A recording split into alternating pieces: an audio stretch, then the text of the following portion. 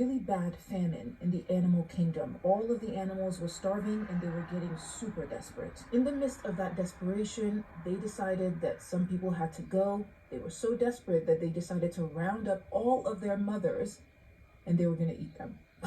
Now hold your tomatoes, okay? It's a folktale. I didn't write the story. Anyway, even though all the other animals agreed to do this, the dog, in all his loyalty, said absolutely not. I will not be eating my mother and I will not be giving her up. The dog ran with his mom and he found a safe haven to hide her in the sky. So it turns out that there was actually some food in this safe haven. Not enough to stop the famine, but enough to feed the mom and the dog anytime he visited to check on her. As time went on, the tortoise, who was best friends with the dog, noticed that in spite of the famine, the dog still had a little bit of meat on his bones. The tortoise wondered how the dog was getting by and what he was doing to look slightly plump. Now the dog played it off at first, but the tortoise persisted. Come on, the tortoise said. Just tell me. It'll stay strictly between us. You don't have to worry. You can trust me.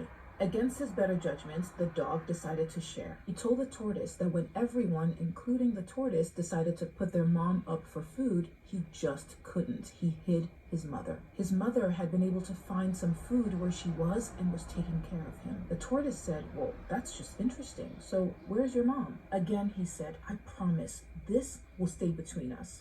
The dog then took the tortoise to the location where he hid his mom. His mom was hidden in the sky, and each time he wanted to see his mom, he would sing a special song. His mom would send down a rope, and the dog would climb up to her. The tortoise continued to pry about this special song until the dog sang the song. The tortoise was like, okay, very nice, good for you and your mom. And then he went on his merry way. The next day, the tortoise went into town and held a meeting. He told the entire town, listen, the dog did not get rid of his mom, and I know where we can find a little food to hold us over. Come with me. The tortoise took the entire town to the location that the dog had shared with him, and he started to sing the special song. Unfortunately, the tortoise had a very distinct nasal voice, thanks to his tiny nostrils.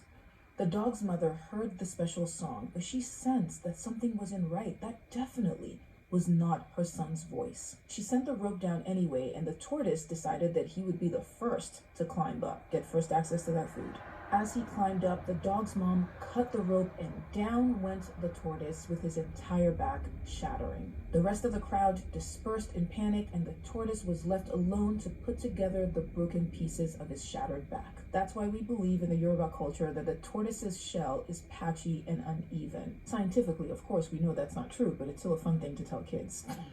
Seriously though, one thing that I thankfully learned very early on is that not every friend or acquaintance needs access or insight into the inner workings of your life and your relationships. Some people are great for just light conversation, a trip to the movies, some light banter, that's it. They do not need to know or have access to your deepest desires or your secrets if you have any. The mistake that most of us make is that we believe that everyone belongs in our inner circle. Here's another thing that I learned early on. If someone shares other people's secrets with you, they will share your secrets with other people. I'm not saying don't be forthcoming with information. I'm not asking you to gatekeep information or not to help people. This message has nothing to do with that. What I'm saying is that if someone is not supposed to know something, then keep it to yourself.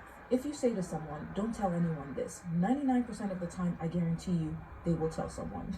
And then they'll tell that person, don't tell anyone, this stays between us. Okay, listen, that is just human nature. Another thing, there will be times where you are open and generous and you share, and people will still go behind your back. Human nature and a very real thing. What I'm saying is when it comes to who to trust and what to share, use your head, use your heart, and don't discount your intuition. You were given all three for a reason.